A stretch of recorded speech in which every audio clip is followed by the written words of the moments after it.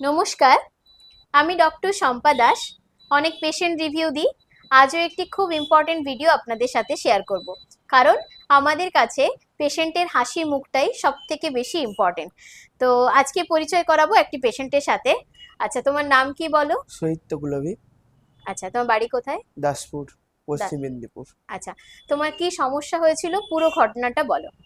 হ্যাঁ, আজ থেকে 2 বছর আগে আমার দাঁতে একটি কালো রঙের কালার আসছে।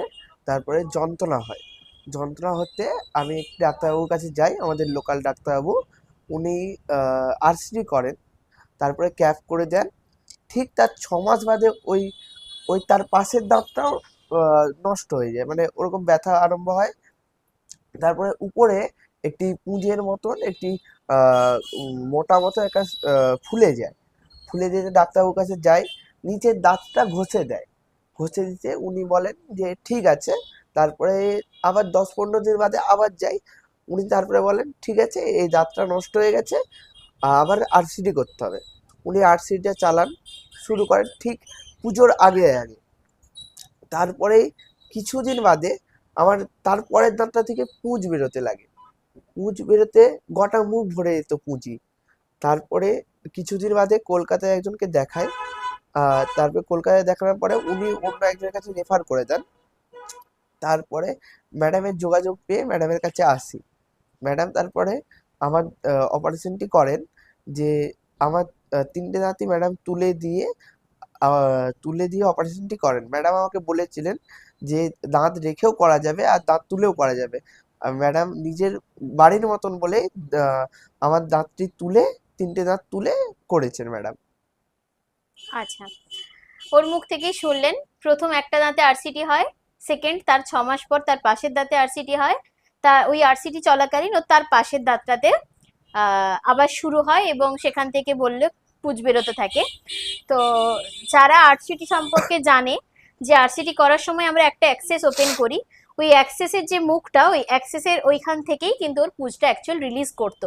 মুখটা পুরো মুখটাই পুঁজে ভরে যেত ওখান থেকে যে অ্যাবসেসটা বেরোতো। তো সেই কারণে আমরা দুটো ট্রিটমেন্ট ভেবেছিলাম। তো যাই হোক, ওনারা রাজি হয়েছিলেন দাঁতটা তুলে দিয়ে আমরা নতুন করে যাতে দাঁতটা বাঁধাতে পারি। তো আমরা জানুয়ারির 5 তারিখে হ্যাঁ, ওর দাঁতটা তুলি এবং ওই সিসটা আমরা বাদ দিই। তো তার বায়োপসি রিপোর্টও আমাদের কাছে আসে।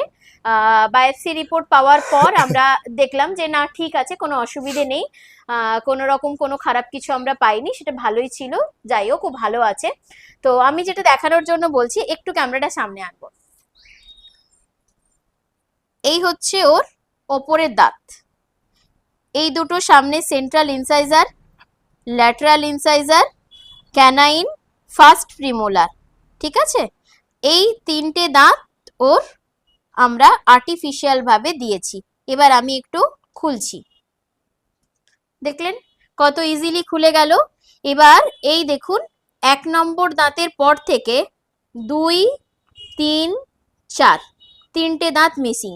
ওর ফার্স্ট আরসিটি হয়েছিল 2 নম্বর দাঁতে, সেকেন্ড 3 নম্বর দাঁতে ওর আবার শুরু হয় ব্যথা, এবং তারপর 4 নম্বর দাঁতে। তো আমরা 2, 3, 4 এই 3টে দাঁতই তুলে দিই এবং আমরা এখন একটা ডেঞ্চার দিয়ে রাখছি। দেখছেন কত ইজিলি পরানো যাচ্ছে এবং একদম নর্মাল। এবার আমরা এটাকে ইমপ্ল্যান্ট করব, কিন্তু আমরা ইমপ্ল্যান্ট করার জন্য 1 বছর অপেক্ষা করব, কারণ ওই জায়গায় অনেকটা বোন লস হয়েছিল। সেই বোনটা ফর্ম হবে এবং আমরা একটু ওকে অবজারভেশনে রাখবো। 1 বছর পর আমরা ওর ইমপ্ল্যান্ট করে দেব। তাহলে কেন এই ডেঞ্চারটা দেওয়া? না, যেহেতু সামনের দাঁত, ওর আত্মবিশ্বাস বা সেলফ কনফিডেন্সটা অনেকটা লো হয়ে যাবে যদি ও কথা বলতে না পারে, সবার সামনে ফোকলা থাকবে। তো তাই জন্য আমরা একটা আর্টিফিশিয়াল আরপিটি দিয়ে দিয়েছি, খোলা পড়া দাঁত। এটা এখন 1 বছর থাকবে এবং খুব ইজিলি ওটা পড়তে পারবে, কোনো অসুবিধে হবে না, দেখতেই পাচ্ছেন, এবং বাইরে থেকে দেখে বোঝাও যাবে না। এরপর আমরা 1 বছর পর ইমপ্ল্যান্ট করে দেব। ইমপ্ল্যান্ট করে দিলে দাঁতটা একদম ফিক্সড হয়ে যাবে, এই যে খোলা পড়া ব্যাপারটা এটা আর থাকবে না।